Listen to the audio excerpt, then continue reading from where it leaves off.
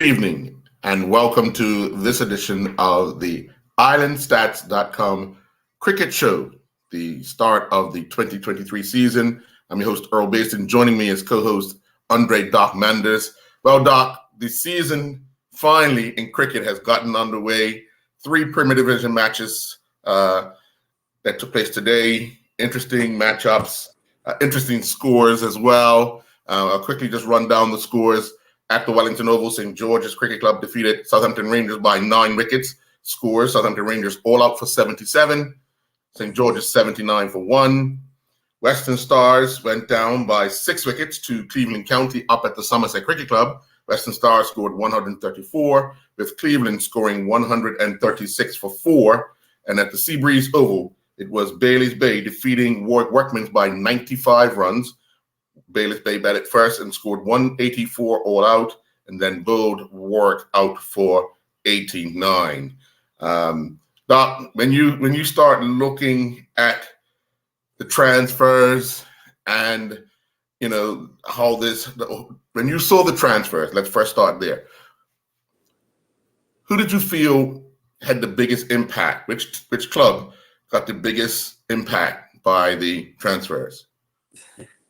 Well, it's interesting, Earl. I think it's a few teams. I think Cleveland is number one.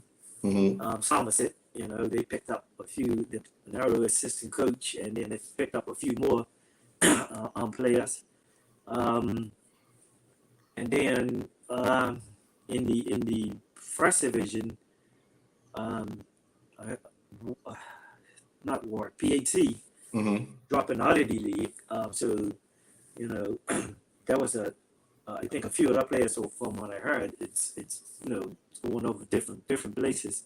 But I think Stars got one or two players for PHC too. So, but in the Premier Division, it's got to be Somerset and Cleveland.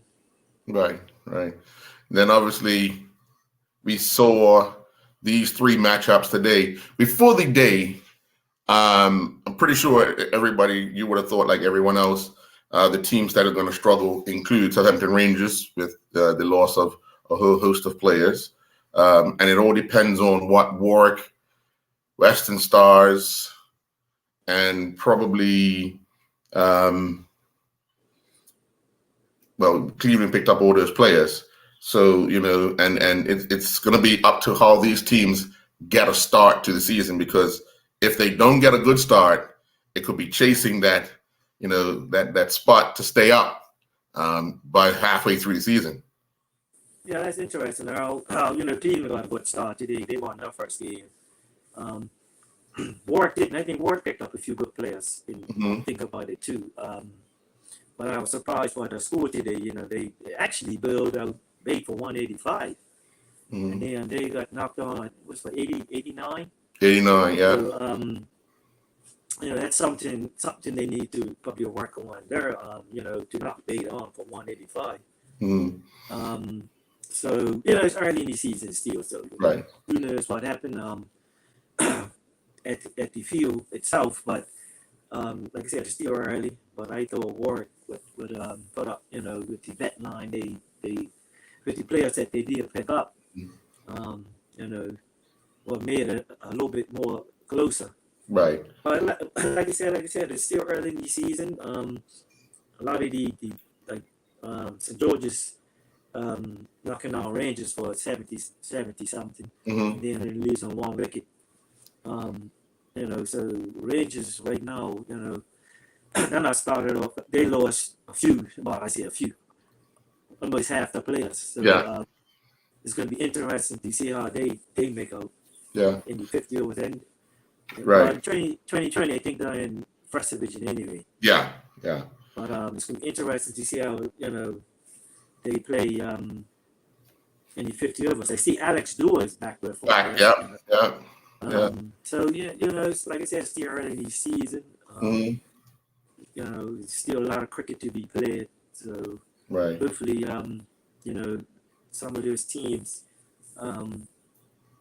start making runs and get something to build. I know Stars didn't they pick up 1 or 2 players too, right. But with some Asian players Yeah. Pakistan accent. I don't know if they play it today, but one or two of the bowlers. Yeah, the guy Don played. He got Right. 3 wickets. Yeah. Right. So it's, like I said, but still, they got to make more runs, and especially against Cleveland. Mm. But you look at Cleveland's early analysis. One player picked up 7. 7. Yeah. Yeah. Dion got 7 wickets early on, and Dion's attack with Wheeler early in the season like this, sir. Wicket to wicket, guys are not, and Herb was like 4 or 5 RPWs. So early in the season, you're going to get that. But interesting to see how Bay and Warwick got along. Yeah. Well, let's actually look at that because Bayless Bay won the toss and decided to bat. They were at 1 point 2 down for 11.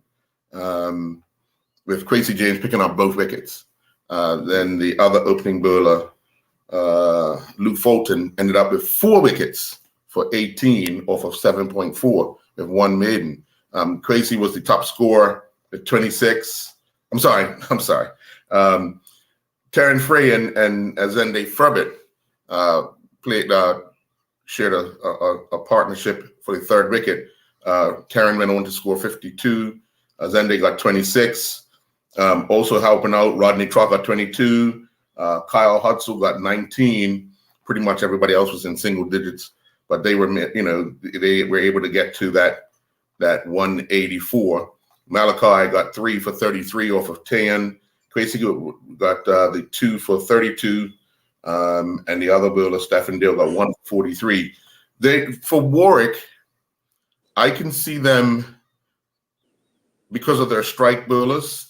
They have they can keep teams under 200 if they're bowlers. The problem is in the batting lineup, which, quickly we can go through that. When they batted, Malachi and Stephen Dill opened. I'm sorry, Quincy and Stephen Dill opened. Malachi was next. Once you threw those 3 players, it kind of you could bowl at one end. You know what I mean? Because that's the bulk of they're hoping that's the bulk of their runs. But unfortunately, Quincy got 16, Stephen was out for 5, Malachi got a first ball duck, and then the only other batsmen that were in double figures was Corey Burgess, who's the captain. He got 15, and Luke Horing got 13. So they struggled, right from the start. 1 for 9, 2 for 10, 3 for 14, 4 for 43. 5 for 55. It's not gonna get it at Seabreeze. Yeah, in the middle of well, that's interesting. You said that, but there's 3. I think being that there's 3, they might have to split it up. Like maybe Quincy likes to open up anyway. Maybe Quincy and Stephen, then Malachi might have to come in the middle. Right. Because teams is gonna look at that, Right. So that's an interesting point. And when I was following Stars today, they started off early too. I think. Yeah, they had a 49-run open wicket partnership. Yeah. Yeah, and then when I looked again, it was like 80-something for 6. Yeah. And that was Dion that they were through the middle. Mm-hmm. I think Trey and Seth had a partnership to take it up to 100 and something. Then they got Trey out, and then so it's interesting in the 50 overs. Teams are gonna have to start. Batting orders, they're going to have to really look at their batting orders, especially the 2 teams like Warwick and Stars that came up. Because they're not in first division no more. Right. Premier division, the buildings are a lot more tighter. Yeah. Sometimes you can get those bare balls, so you have to stay there. Give the guy a couple of minutes and work on these singles. That's a lot of players can do. Find the gets. So. The teams that come up, they'll need to really, really have a good game plan for that batting. Right. Because it makes you wonder, but like you said, Dante Bowman came first wicket down. And he got double figures. So the first 3 got double figures. Unfortunately, Kyrie was out for 2. Jacon was out for 1. Trey is now in, and things are changing. Brian Hall comes in and gets 6. He's out. Yeah. And then Seth came in with he got 25 not out. Yeah. But it's at times you have to look at who's burling, who you should send to try and see off that burl, especially if Deion's mowing through you. Sometimes you might have to send somebody and just say, listen, see this guy out. Yeah, interesting. That's what I was thinking about. And Saf is probably a player that surprised, that he probably is vice captain this year. So he's been working on his betting. So, it's good that he stayed there. I just think it was when Trey got out and then those two in, I think that would kind of broke him, because after that it wasn't really much after that. But right. And I think Deion was in his one or two more was left. So if you 9.3, so one Deion, Seven for 30. But then when you look at it, Allen Douglas didn't even bowl. So yeah, maybe they was waiting for Deion to finish to bring on Allen. I don't know. Right. But Cleveland's got a formidable lineup with spinners, little all-rounders, so you're gonna have to when you come and play against Cleveland, you have to come up with a fairly decent game plan, right? To offset some of the spinners and builders they have. Yeah, I think where you could probably attack Cleveland is like you said, it's the beginning. Like if you got a good start, somebody has to follow through to take his innings. But I think the stars, Gavin got out and Jason got out. Yeah. And it's in the 26 or 27, they were set. Yeah. So that's a new batsman coming in. Right. But like I said, he seemed to take a liking to the opening bowlers because Hey Darrell bowled 4, gave up 26, and Ty Brady bowled 3 and gave up 21. So they seemed to then they brought Deion on the ball. And then McGowan got a few wickets. McGowan got 3 for 37.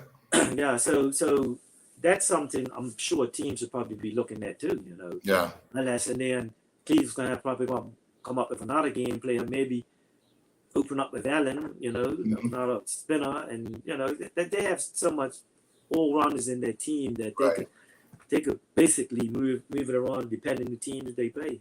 Yeah, that's definitely going to be something to look out for. I mean, when we start talking about how do these teams react when things get tough. I mean, today we talk about St. George's winning, we talk about Bayless Bay winning, we talk about Cleveland County winning.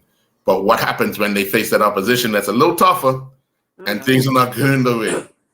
Exactly. I mean, Cleveland just came up too. So, but like you said, but they in that transfer they picked up a really some good players. They picked up 3 players. Yeah, they picked 3 up international players. So that is a big help to them. Trust me. Trady, cup match player for Bermuda. Deion, she's represent Bermuda times all rounder, and then Allen both on all rounder. That's going to be that's 3 good players right there. The only thing I'll say about that, and we'll get back to it, is who's leading on the field.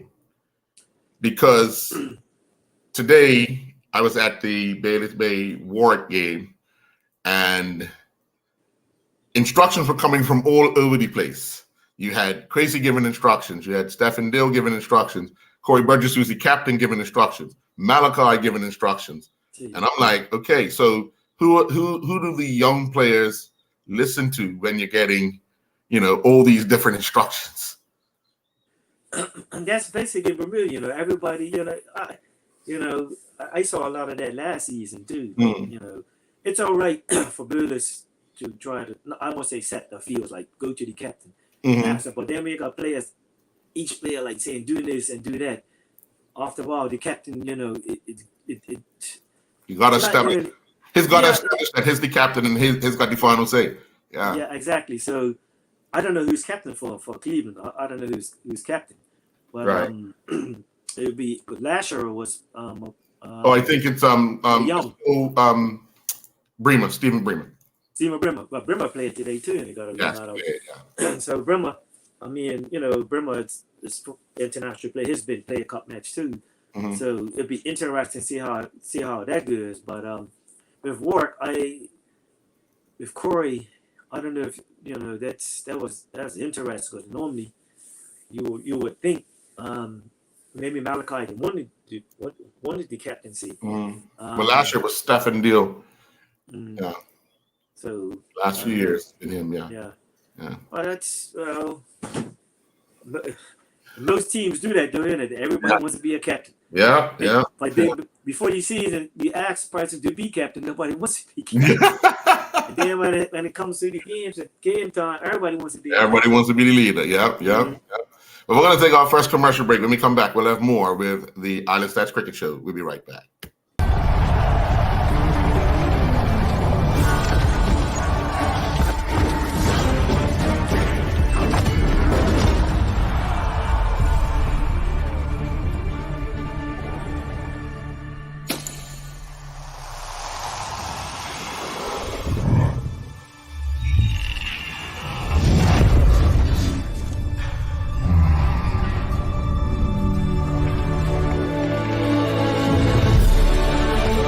Putting down the weapons.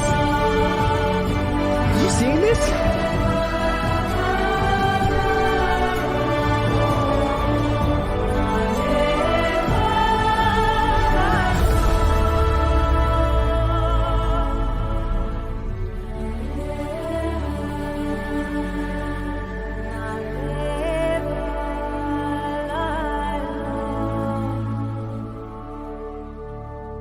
John Barrett & Son is bringing us something fresh and exciting for the new year.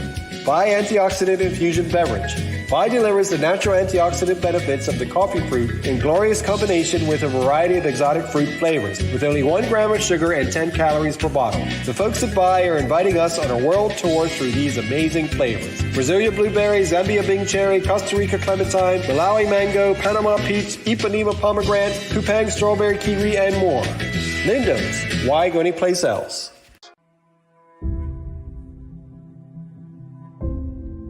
I'm also thankful and grateful because my greatest value of my life is my legacy. But why I do it?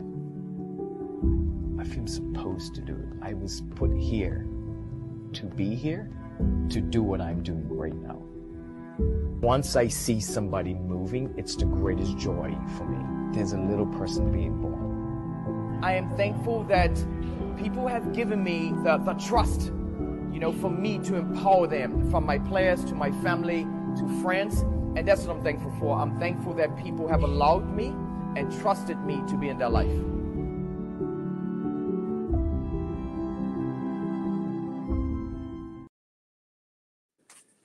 Welcome back. Well, Doc, you had Southampton Rangers play their first game with a new look team against St. George's Cricket Club. St. George's coming away with that 9-wicket victory. Southampton Rangers was in trouble right from the start. They were 1 without loss, 2 for 13, 3 for 15, 4 for 52, 5 for 53, 6 for 55, 7 for 56, 8 for 59, 9 for 77, and then all out for 79. Jelani Oldboy was 16. The only other player in double figures was Dalen Richardson, the captain, 33 not out. A lot for this season will fall on Alex Dorr and Dalen in this team that has very few recognized quote-unquote cricketers. They're going to have to do a bulk of the batting and a bulk of the bowling if they're going to be able to, if they think they can pull anything out this season. Yeah, that's true. Dalen's a very experienced, even though he's young, he's a very experienced captain.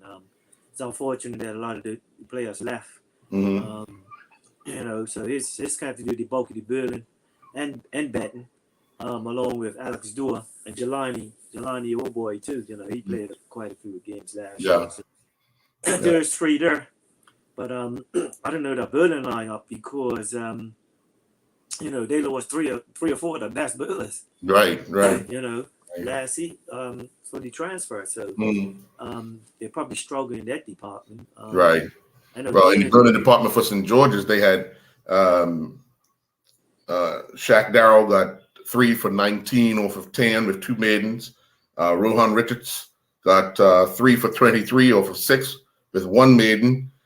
Zico Burgess, 7.3 overs, 1 maiden, 2 for 23.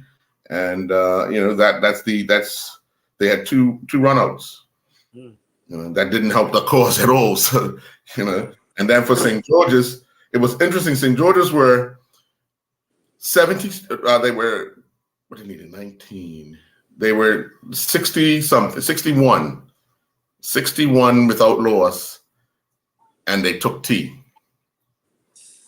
And right after the tea break, Tamiko Wilson got out for 22.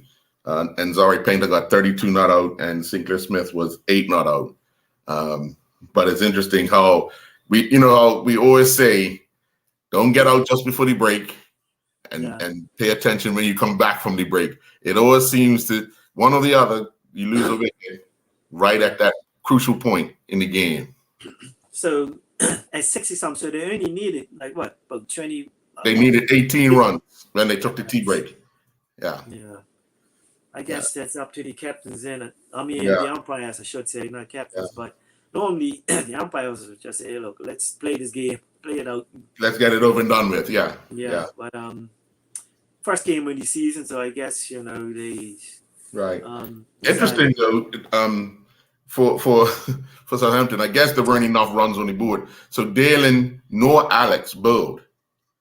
They let Dante Bregman open the bowl, and he bowled 4 overs, gave up 27. They let R. Swan bowl. He bowled 3 overs, gave up 22. A young man Taylor bowled 3 overs, 3.1, gave up 20. And Mackay Jacobs bowled 3 overs. He cleared the 1 wicket for 8 runs. So I don't know. Yeah, I don't know, Earl. I don't even know most of those players. Well, funny enough, last weekend they had the Jason and Smarty, memorial tournament, the Rangers, and the talk was that they signed up all the footballers. So the footballers are now cricketers in the off season, which clearly you could see some of those guys are playing cricket. It's just how long will they hang around? Because if you're only in it for fun, but then, you obviously want to win, what happens when things continuously don't go good for you in a sport that you're only feeling like you're helping out? Yeah, I guess some of them probably played at the early age, right, and stuff. But but to come back out after not playing for a long time, it's pretty difficult. So it'd be interesting. I'm sure some probably played at a higher level in early in their careers, and then they stop maybe because of football or other stuff. But it's gonna take a little time for them to and it's not like they're playing in first division. They're playing in Premier. They don't have really much time. They have to come in and hit the ball run in one time, and not this is what they're going to get. So it's a lot of pressure on. I would say boy Bregman and I guess and Dewar too. Yeah. He's been playing a lot of cricket in Canada because he's been away in school. But it's interesting to see. I didn't know he was back. Right. I'm not sure if he's back for long, but our wickets and his Canadian wickets are 2 different things. The ball's not gonna, because early in the season the ball's not gonna come off very quick, and we don't have the variation of which he would have found in Canada with the variety of Asian players and Caribbean players. Yeah, and all depends what level cricket he was playing in, or because sometimes out there they play. Well, most in Canada now it's no more like Met and stuff. You feel so. Like I said, it's probably played at a fairly decent level. Right. Now it's just him coming back and getting adjusted to the wickets. Little here, just probably a little slower early in the season. Right. But they definitely got their hands full. I think Dalen's going to have to. I see he's putting himself right in the middle, which is a captain. The team, so now what he's probably going to have to do if he keeps getting not out, he might have to start putting himself up a little earlier. Right. And but like I said, But definitely, they just lost the bulk of players. It's going to be very difficult for them this season, especially. Well, I mean, it gets harder for them because next week they travel east again because they got to go to Seabreeze to face Bailey's Bay. Yeah, there's no easy team up there. See, that's the thing. If they're looking at easy game in the next couple of weeks too, so it's just unfortunate. Like they're up there with the big boys, and they're gonna have to get it together quicker than they think. And I think they'll probably notice already. Like if this score, 77. Right. St. George. No, St. George is the league champ, so they can't really say that they're gonna improve in the next couple of games, because if you look at St. George's team, they only lost like one or two players too. Right. But one day St. George's, you lose two, they'll always they lost three. Right. But they always got a pretty decent youth program now. Right. So I'm sure that they're not going to be. They'll probably miss Alan Douglas a bit, but so Rodney, I think Rodney. Interesting. I think Rodney only played two or three games. Yeah, I think Rodney played a few because I think he had some family issues and he didn't play and much as he wanted to. Right. But like I said, they still lost a couple good players there too. Right. So it would be interesting to see how they may go too. Yeah. Well, definitely with they picked up, and he didn't play today. Charles Trott. Yes. You'll have Charles Trott because he played in the tournament last week, but he was wicket keeping. He didn't bowl, so he's still got some ways to go on his leg.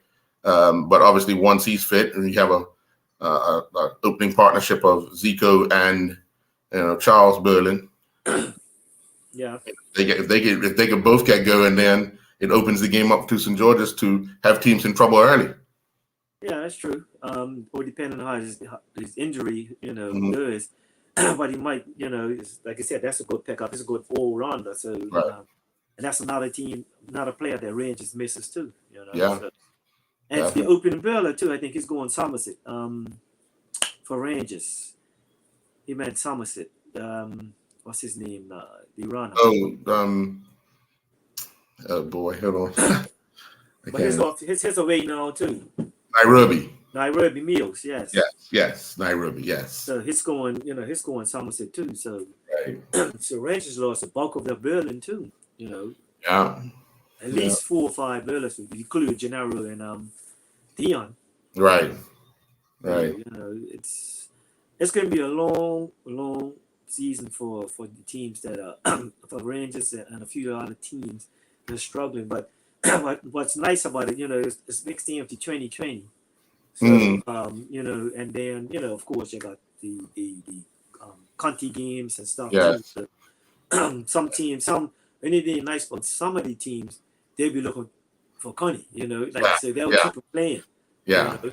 That's always good. Well, I know Warwick would only miss Quasey in the county because he has to miss a year because he played for Willicots last year. Yes. But they'll be looking, I guess, with an understrength Southern Rangers team and PHC not being in the league. Basically, now you go down to 4 teams in Western County. Oh yeah, that's true. And hey, Somerset Bridge, Willicots, Warwick, and Southampton Rangers. Yeah, Very interesting. Interesting to see if some of the players that left will go play Connie for them too. Well, I mean, that'll be interesting. Yeah. Do they qualify?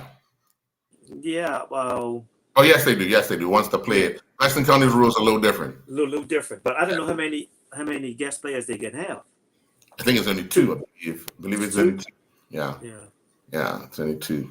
Yeah.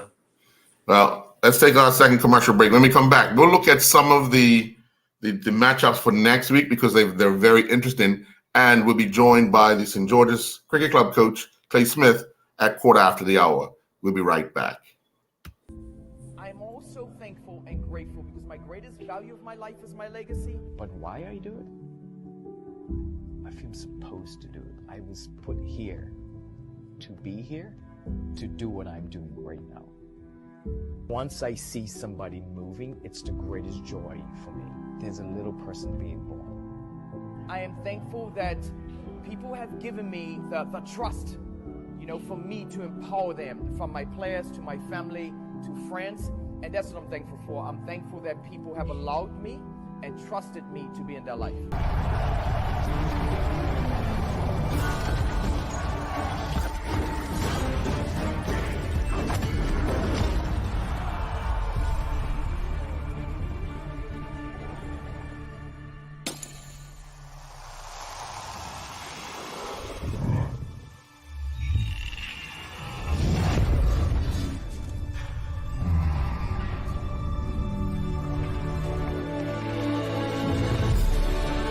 Joker's putting down the weapons. You seen this?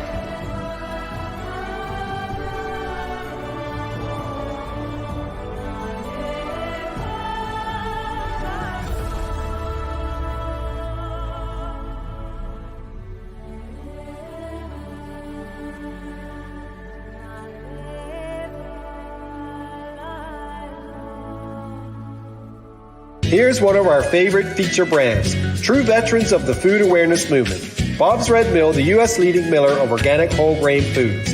Only whole grains have the entire value developed during growth. And once you try them, you know that this is the way food was intended to be. Try Bob's Red Mill blanched almond, whole wheat pastry, and artisan bread flours, and 1-to-1 gluten-free baking flour, unsweetened shredded coconut, gluten-free homemade wonderful bread mix, and a variety of rolled oats. Lindo's. Why go anyplace else?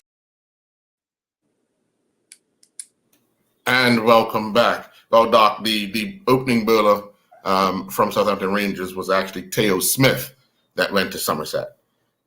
Nairobi was enlisted in the transfer. I'm not saying that he didn't get one, but he was enlisted in the transfers for Somerset. Okay, but I thought I read There was talk that he was leaving, Yeah. but according to what the cricket board had sent out, it was just Teo that went Somerset from Southampton. Yeah. Well, it's amazing. I got to figure out what Rohan Simons and Gerald Simons are going to do, because they left Rangers to go to PHC. Oh, yeah, that's true. They might probably end up going back Rangers now. Well, they could help. They can help. Yeah. Not sure. I guess Curtis is going to try and concentrate on the coaching aspect of it all, as opposed to trying to help, I guess, get some points, because next week they have a bye.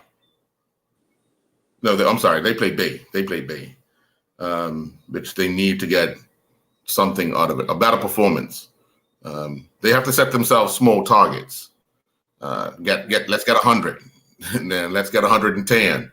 That type of stuff. They have to set themselves targets and try to execute those targets. One of the most important games next week, it's two teams that failed to win today. Warwick hosts Western Stars up at Southampton Oval. Interesting. Yeah, it's a must-win game for both teams, only because you want the confidence ahead of your next games. And, it's at the start of the season, so you don't want to go 0-2. You want to try and for both teams, this is a winnable game. Yeah. And And it's at Rangers too, so and both teams didn't get much runs today, so right. I'm sure both batsmen in each team will be looking, to make runs up at Rangers. A little smaller field, Mhm. and the wickets probably should be, Rangers always come up with some fairly decent wickets. So Right. so like I said, that's an interesting matchup. Yeah. The thing is, like I said, for Warwick, the strike bowlers, they could choose 6 or 7 guys to bowl, but they have 4 or 5 really good, strong, strike bowlers. And again, they'll be looking to keep teams under 150 or even under 200. The problem for them is always going to be that batting. And we saw that in the tournament last week where they were able to keep teams under 170, and that's with a 6 being a 10, a 4 being 6, a wide being 3, that type of stuff. That was the way the scoring was done.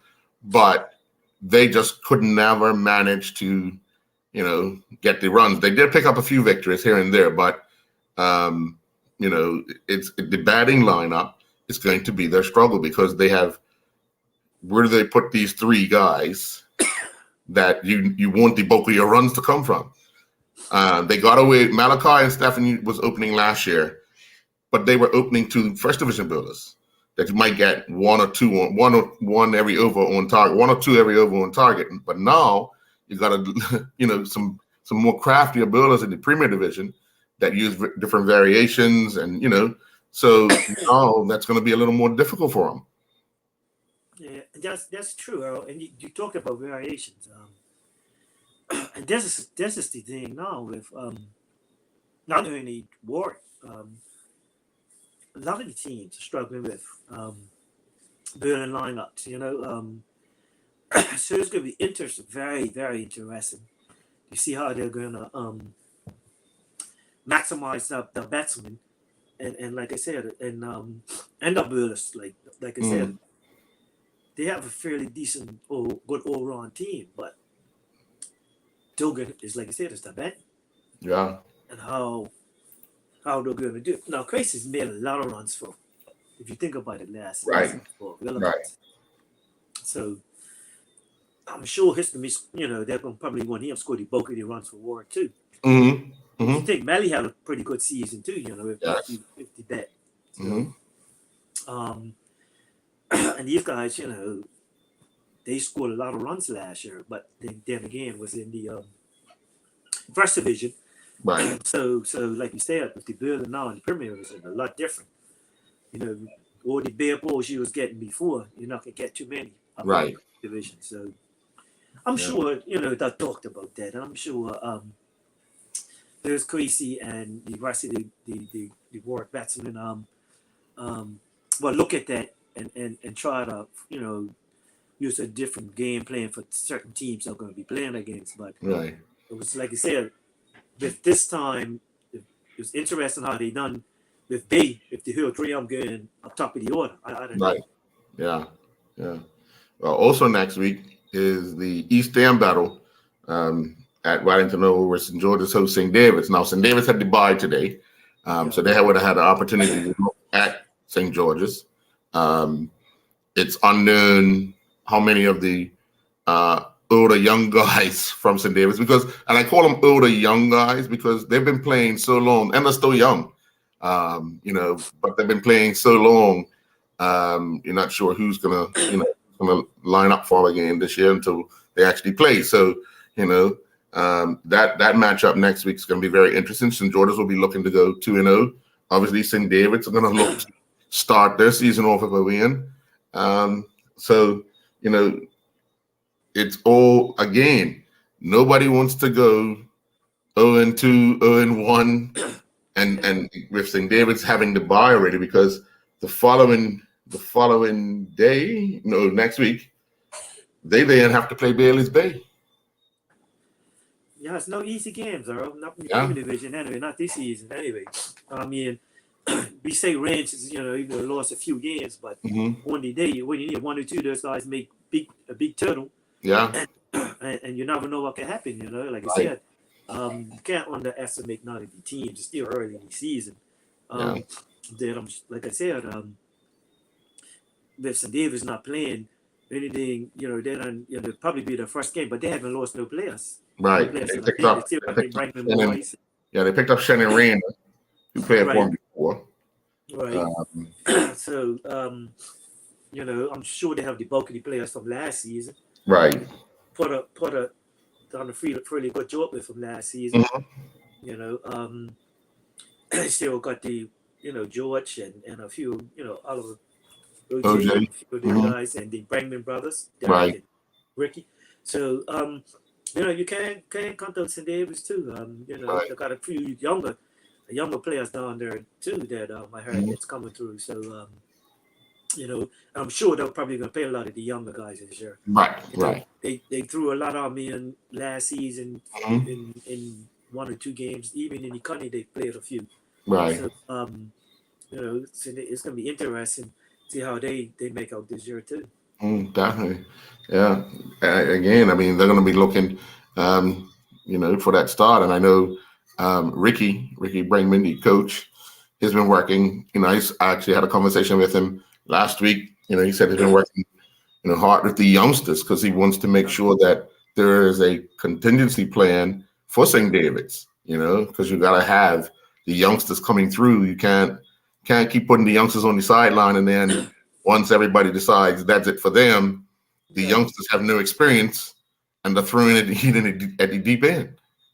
Yeah, that's true. And Ricky always said he's just going to play youngsters. I had talked to him during the season a bit last year too, and he was saying even before he went down, he started coaching down today. He said he's looking to coach a lot of the youngsters, try to get them involved. So which is good.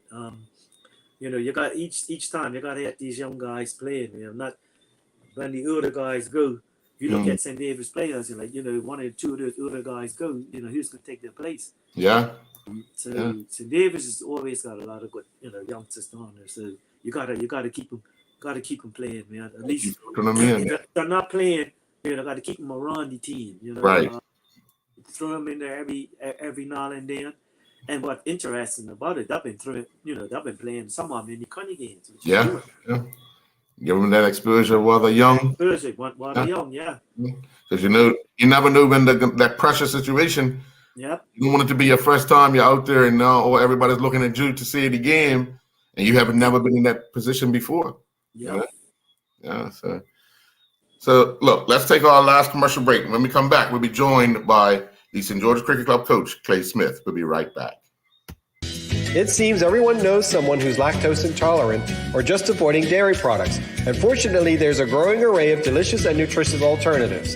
Pacific Natural Foods have been doing things their own way simply and sustainably for over a quarter century, making non-dairy beverages with the finest possible ingredients right down to the packaging. Try Pacific Natural Original and Vanilla Hemp Milk and Almond Original Plant-Based Beverage, all sweetened or unsweetened, and low-sodium organic vegetable or chicken broth.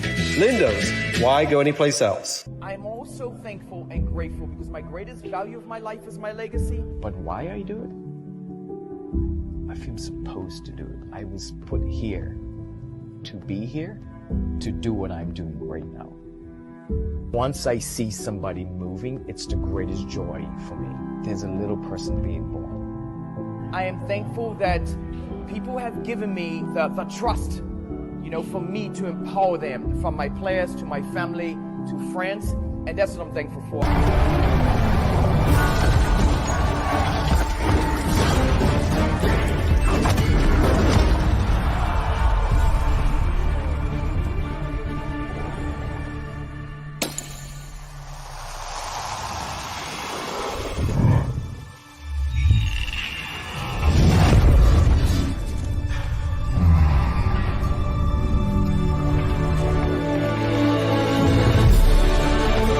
Putting down the weapons. You seeing this?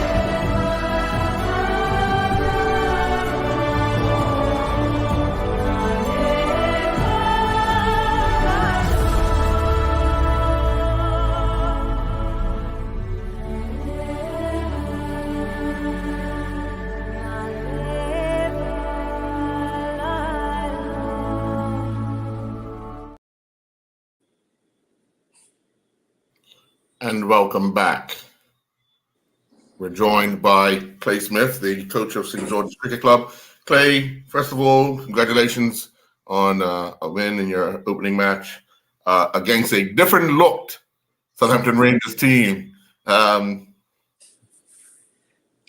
was your thoughts on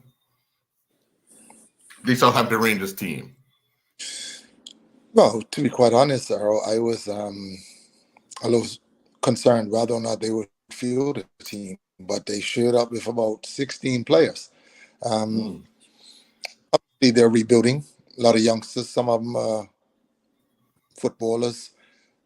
But when you think about it, the game's played on the field, you know what I mean? And that's one thing I emphasize to my players today. You know, yes, they don't have any big name players, but the game's played on the field and we can't disrespect them or the game. So we have to go out there and just put in a professional approach and just play the game like we would do anybody else. Mm. One of the things, and I meant to talk about this earlier, Doc, one of the things is when you're playing a team like Southampton, getting that run rate, is that one of the concerns for you as well, to make sure that you're not losing a lot of wickets chasing, to make sure that you maximize as many of because the league could come down to that, because we've got a group of strong teams and a group of not so strong teams. But do you think it could come down to that? Well, yeah, it actually could come down to that. And to be quite honest with you, we didn't look to maximize that as much as possible today. We first game of the season, so we really wanted our batsmen to find some good nick. We have 2 big games coming up for us, which is St. David's and Bayless Bay, you know. So I don't want my batsmen to go out there having that added pressure of that run rate right off the bat from game 1. I really want to go out there and find themselves some groove and find themselves some form, so that they can hopefully, you know, come next week and the week after, when we play those 2 difficult teams, be able to be successful. Doc? Yeah, But that run rate is. Yeah, Richie said you said that, Clay, but a lot of your batsmen didn't bat today, which is, you know, I mean, I don't know who won the toss, but Rangers won the toss. Yeah. So they don't want to field up for 50 overs, mate. yeah. But the thing about it, like I said, like Clay said, you know, you can't underestimate Rangers. You know, we all know the situation before the season. All the teams know. The first thing you probably want to do is look for the win, and then when it comes down to it, you know, if you're knocking down cheap, it's always good thing to knock your runs off and don't lose too much wickets. But at the same time, you still, you know, you still have to get that W. Yeah. I think St. George's, they got it. They knocked them down cheap, and I think lost 1 wicket getting it. But now Clay coming up, you got St. Davis and Bay. It's cool for you guys. St. Davis and Bay this weekend. So they got the upper hand on them, you know, already. But you still can't underestimate St. Davis. Sorry. Yeah, it's good for us to get a game under our belt, as you know. But even today, to be quite honest, we were missing a few players ourselves. So it's as you know, St. Davis are defending champions, so they're always going to be a difficult team. They're our main rivals when it comes to St. Davis and St. George's, you know how that goes. So on the day, it's going to be anybody's game. It's about who plays well on that particular day, and who handles the pressure situations the best. You know, so it's going to be one or loss. It could be small margins. You know, it could be small margins that we're going to lose this game.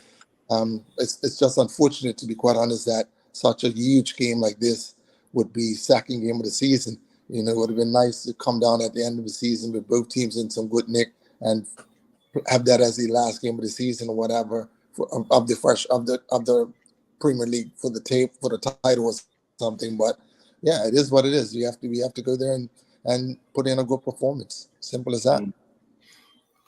Like you said, hopefully without them having any match practice under their belt, you know, we may be able to catch them early in the season, pretty much unprepared. So do you agree with this, man, the home and away? Because now you only play every team once, right? You play every team once, yeah. It's like, you know what? I'll be honest with you.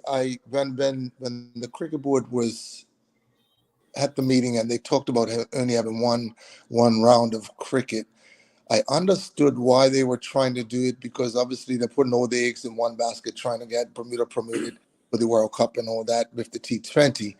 However, they're still having a knockout competition, which is going to take up about 4 or 5 rounds of weeks as well, which they could have had a two. Could have been a home and away series pretty much with 50 overs. And one of my players came to me and he said something that really opened my eyes and made me think. He says, "You know what, Clay?" He said, "Coach," as a cricketer, I waited all football season for cricket season to come around to talk about we're only going to play 6 games for a league title. Like, that's that. And because this is a particular guy, says, last year I batted like number 5 or 6 in T20, and I might have got a hit maybe twice, because T20, the game's a shorter version. You come in, his coming in at the end where there's maybe 2 or 3 overs left to bat. So for somebody like that, they waited all winter to come back and play a 6-game league pretty much. It's very difficult, you know what I mean? And it doesn't do much for development as at all. So yeah. And that's why, to be quite honest with you, the ridiculous part about it is next week between St. David's and Bayless Bay, the league title could be won or lost right there for us anyway. Exactly. That's the reality. That's the reality of it. Yeah, because it's like you said, it's only 6 games. So you mean, like, even for the teams that are going down, you need to be on early. You need to get your points early. At least if you're home and away, sometimes a lot of teams feel comfortable playing at home. So it all depends who you're playing at home too. Because if you're playing, if you guys are playing St. David's at home and you play Rangers away, you wouldn't mind too much. But now, I don't know how I really don't know how they're gonna decide the home and away teams. But it's 6 games. It's, to me, I don't know.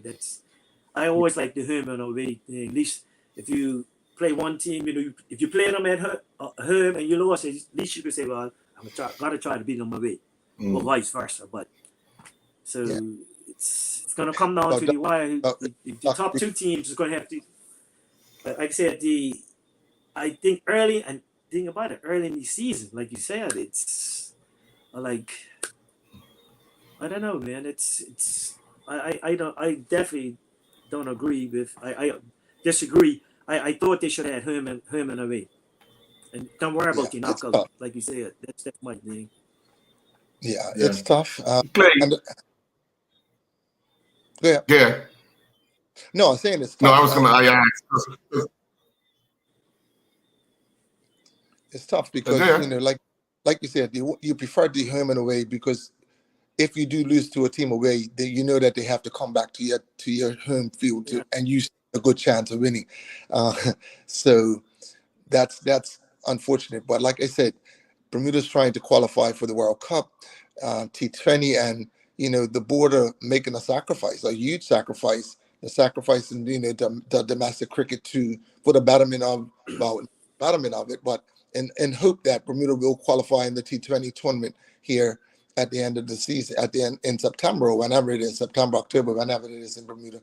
So the focus is that, and they're going to play a lot of T20 just to hopefully get our players up to scratch and prepared for this tournament. And if it comes up whereby we do qualify, then you could sit back and say, well, it was worth it, and that's the hope, it will be a big accomplishment for our country to do so. But yeah, what can I say? Fortunate for us in St. George's, looking at the schedule. So the schedule's been very favorable for us. We have 5 of the 6 games playing at Wellington Oval, so we can. I'm not grumbling. I can't grumble too much. Yeah, see, and that's another thing. Like I said, some teams will get more games at home, so that's good for you guys. Exactly. Yeah. Clay, you needed something like 18 runs, and they took T. Yeah. Were you surprised? I was surprised, but I totally understand, because I think they had given us 1 or 2 extra overs prior to to try and get the score, and we didn't knock it off. So the umpires was like, "Listen, that's it. So let's come off and it's fine, because the longer the crowd stay there, it helps beneficial to the club. Making money, staying around, buying drinks at the bar, and socializing. It was good. So yeah, it was all right. And first game of the season, First, like I said, first game of the season too. Yeah, so you gotta, My you know, players were so I gotta hard, understand. yeah. Last game of the season, if it was last game of the season, we say, no, Yeah, so- no. Get it over with. But first game of the season, like you said, I can understand now too. Yeah. But still, you know, if 18 once you think about it, it's like, yeah, let it go. Cubs need money, you know, players is spectators is there, so you take the T. Clay, let me ask you, how did your and preseason go? we had a fairly decent preseason. First of all, I have to thank St. George's Community Center because for the last 2 years we've been going down there in our preseason. We normally start preseason like March, early part of March. So we've had a good 6 to 7 weeks of preseason. We always try and go early down at St. George's Community Center in the gym. We do a lot of tennis ball work, get our to help our batsmen get in some good nick early in preseason, and do a lot of physical down there as well. You know, the numbers were fairly decent. Not as good as I would have liked, but as we got closer to the season, you know, the numbers did pick up, and we were able to go outside. The weather got a little bit better, so we was outside on Sunday mornings down at the nets. We have some nets down in St. George's, so we done some fielding on the field, went down in the nets, done some work down there. Yeah, and it's just gotten better and better as we got closer to the season. Let me ask you, how about approach to the game? Do you see any improvement from the players in their approach to the game? When I say the approach, I'm talking about training, getting to games early, warming up, and all of that. The approach to the game. Have you seen any improvement? But let me say this: for my team, what we done at the end of last season, we sat down and we done a things that we done well, and the things that we need improvement on. And one of the areas that we definitely need, we all agreed that we needed to improve was our time management, getting to games early so that we can be prepared and preparing ourselves to the best of our ability for matches. So today, this week, that was the last thing I hopped upon.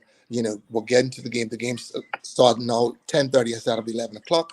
So I want to start my warm-up at 9:30. And I think by 9:35, everybody was at the field. We were warming up, and by 9:40, we was able to warm up as a team and have a full warm-up. By 10 after 10, we were pretty much getting ready to come off the field. Skip was going out, and so from that aspect, it was a lot better. And one other thing I emphasize to my players is that, like, make sure you do whatever it is that you need to do before you get to the field, i.e. packing your bags. Don't show up at the field till mode. Oh, I left my sneakers home, or I left my shirt home. Make sure everything is packed, you know what I mean? And you're not needing for anything when you get to the field. So you can just really focus on cricket, just playing the game and getting yourself mentally prepared for the match, you know? So I will say this, that my players this year seem to be in a much better space where that is concerned. So I'm happy. As a coach, I'm happy with that. I can't complain. Sure. Any final question for Clay, Doc? Yeah, just one more. The time. Do you agree with the time? It is 10:30. I know normally the games are 11. Well, I just bought it like a half an hour. But I think like you said, no, timekeeping is very important because at least 11, you know, you got that time. But now, if the game starting like 10:30, you got to be at that field, like you said. At least around 9:15, 9:30, you got to do your warm up. It's almost like cup match time, you know. And I know they was doing that for 2020, starting the games that early sometimes too. So that's probably one of the reasons why they decided that. When they had the meeting the other night, that was one of the reasons the cricket board emphasized that they wanted to start at 10:30, because when they did make the switch to the T20 last year, because, you know, the light gets, when they start going to T20, like in August, September, that you don't have as much light. So they did bring the games early to 10:30. They found that some teams were still struggling getting to games at 10:30, and they're starting at like 11 o'clock. So they said if they start the 50 overs at 10:30, everybody would just get used to that time, and they'll keep that time right through from 50 overs and T20. Teams wouldn't have to make the jump from 11 o'clock to 10:30. So we get it, and to be honest, if my players know that they have to be to the game at 10:30, if they have to get prepared a little bit earlier and make sure everything's, so again, it shouldn't be a problem. It really shouldn't be a problem. Not if you love cricket. Oh yeah, I agree. Like you said, and it's beginning of the season, so you're gonna get players, making time now because everybody wants to play. The season just starting. So I don't see. I think that's a good thing too. But like you said, it's up to the players now, just making that time. And I'm sure most of the teams today had no problem being it's the first game of the season because, if I was captain, if they're supposed to be there 10:30 and you're coming late, you don't want to play. Early in the season, like you said, Rangers showed up with what 15, 16 players. That's good. Everybody wants to play now, so I think that's really good. And that was impressive too because they even got there early enough where they were able to get out and they got a full warm up as well as a team. So they're rebuilding but they're doing it in the right way. So my hat goes off to these guys. You know what I mean? At least they're doing the right things in their process to rebuild their program. So they have to do it. It's going to take some time, obviously, but as long as you do it the right way, at the end of the day, you'll see some results. Some, like you said, the small goals for them. That's all they have to do. Look to make some small goals. Yeah. But they do have, like you said, a couple of decent players there. Let's not be fooled. The guy Alex Dorr is a decent little cricketer. Dalen Richardson was a nice little batsman. He looked good today. And who's the other one? The little boy Jelani used to play with keeper. Yeah. Oh boy, yeah, another good cricketer. They have some decent little cricketers. And I had a chat with him on the side today. I said, listen, you're in this team that inexperienced. You have to look to bat 30 to 40 overs as an opening bat. Don't worry about how many runs you score. Just bat long. Just look to bat long in this team. You say, yeah, man, thanks. I appreciate that. So, they'll do all right. They'll be all right. Yeah. Well, thank you very much, Clay, for joining us. Good luck for the remainder of the season. Obviously, you got a big one on Sunday against the crosstown rivals, St. David's Cricket Club. You'll be looking to go 2-0, or they'll be looking to go 1-0 and make you 1-1. So, Doc, we'll know everything next week by this time. Yeah. Especially that one, as well as that Warwick Western Stars one. Because both those teams are in a must-win situation because you only play 6 games. 6 games, yeah. So, it's vital you get a win under your belt early. Mm. Yeah? All right. And well, folks, for the run rate for those 2 teams, too. Yeah, oh, yeah. Yeah. Those 2 Yeah. teams, so, Yeah. yeah. All right. So, we'll be back next week, Sunday, with another edition of the Island Stats Cricket Show. Thank you, gentlemen. Have a good night. All right. Nice.